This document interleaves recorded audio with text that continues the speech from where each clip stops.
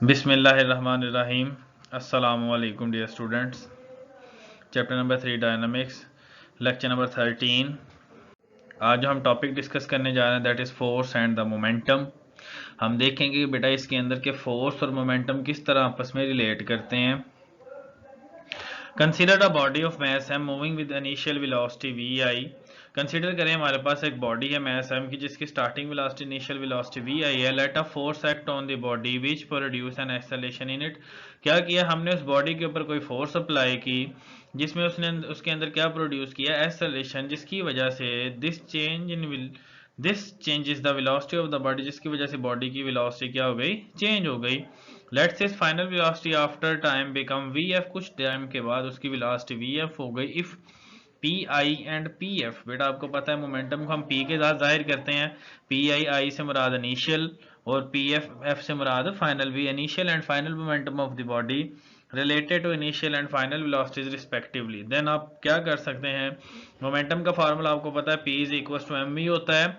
तो P I initial momentum is equal to M V I, उसके साथ initial velocity I, and P F is equal to M V F, यानी final momentum के साथ कौन सी वेलोसिटी आएगी, फाइनल वेलोसिटी आएगी।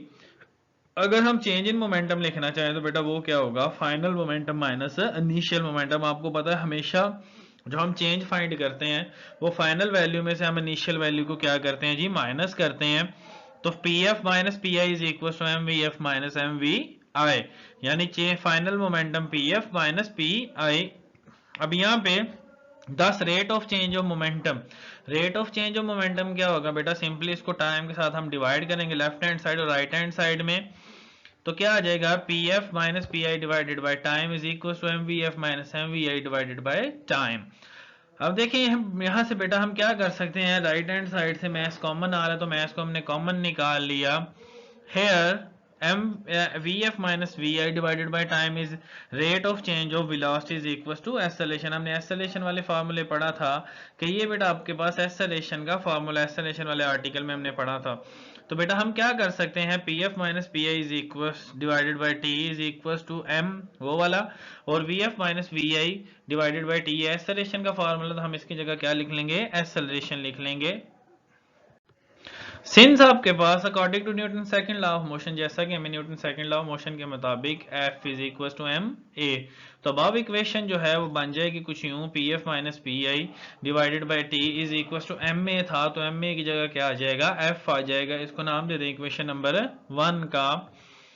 Equation number can one also define the second law of motion. आप देखें सेकंड लॉ ऑफ मोशन की कुछ स्टेटमेंट चेंज हो जाएगी इस तरह, when a net force act on a body it produces an acceleration in the body and will be equal to rate of change of a momentum। जब भी किसी body के ऊपर नेट फोर्स अप्लाई होती है तो वो किसके इक्वल होती है, equal to rate of change of momentum के इक्वल होती है।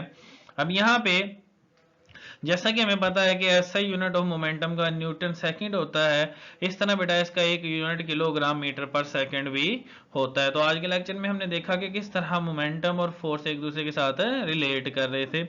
यही था बेटा आज का लेक्चर। शुक्रिया, अल्लाह हाफिज।